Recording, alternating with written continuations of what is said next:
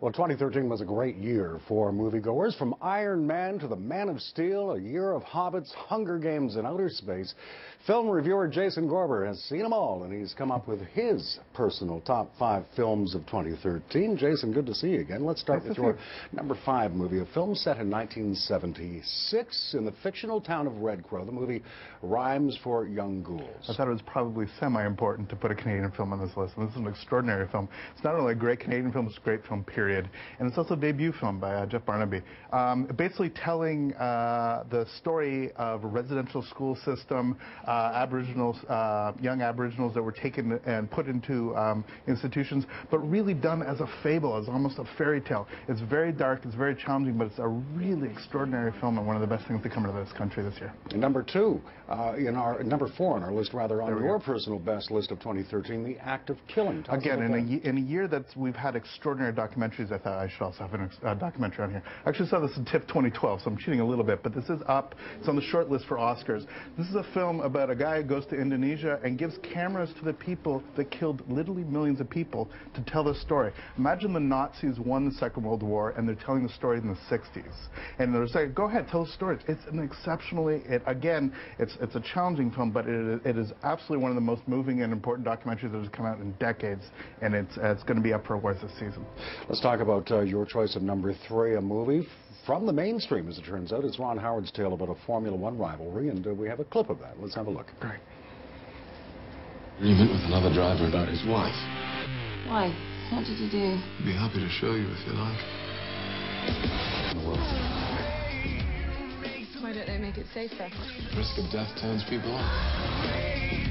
Who's that? It's Niki Lauda. All right. Scene from Rush, Jason Gorber, what made that special to you? It's the beautiful balance between it being a European art film and being an absolute mainstream Hollywood film. It's a film that if you don't care about Formula One, you love, and if it's a film that you really care about Formula One, it's definitely one. Look, Inside Llewyn Davis, American Hustle, there's so many other great films that I could have in that slot, but what I loved about Rush is that it's a film that absolutely, as you're right, plays as a mainstream Hollywood thing, but has so much more going on with it, and some extraordinary performances. Let's talk about Gravity. It settles into the number 2 position on your top 5 favorites list. Clip first, come back and talk. Here it is. Repeat. I have a record. Dr. Stone requesting faster transport. We have to go. We have to go, go, go. Humidity reports meteorological conditions. Don't go. Houston, Explorer, copy. Explorer, Dr. Stone requesting faster transport to Bay Area. Explorer, do you copy? Explorer, permission to retrieve... Some interstellar drama. Jason Gorber, why was this special to you? There was no film that was more cinematic this year than Gravity. This was the film that you hopefully saw on the big screen. Extraordinary visuals, just absolutely stunning work by Alphonse Cuarón. And look, it's fundamentally about a story about being lost in space, but what they did with this is created an amazing character piece as well. The visuals this will be remembered for, but really there's so much more going on in it. And during this holiday season, when this film actually eventually comes out on disc, it's definitely worth rewatching, even at home. I hope you saw it in the cinema, but even at home, to see sort of the other elements that would have been, when your senses are being bombarded, a lot of people miss that there's a real movie going on here. Well, let's talk about the stars in it, too. Oh, my God. Look, Sandra Bullock has been hit and miss for me, but she is exceptional in this, and Clooney has never done bad for me. Clooney, there's something about that if your life is in danger, having Clooney's voice in your ear is probably not a bad way to go, frankly. It's in terms of big Hollywood production, if you can do a spectacle like this so extraordinarily well, it is definitely worth celebrating. And as I said, some people were a little bit put off thinking, oh, it's just Hollywood tripe. Amazing, amazing film. Let's get to number 1 on your personal list of the top 5 movies of 2013 is a story of a free man, Solomon Northup, kidnapped and sold into slavery on a plantation in pre-Civil War Louisiana. Let's have a look at that. Great. But will you ever let them go in your heart? They are as my flesh. Then who is distressed?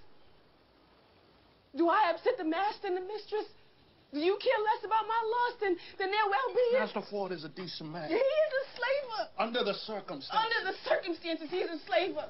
Will you So that was the movie, 12 Years a Slave, the top film reviewer Jason Gorber's list of the top 5 movies of 2013. Why did that get to the top?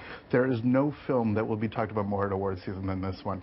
Extraordinary performances, and again, an exquisite balance between a beautiful art film where just stillness and softness of movement and an incredibly powerful true story.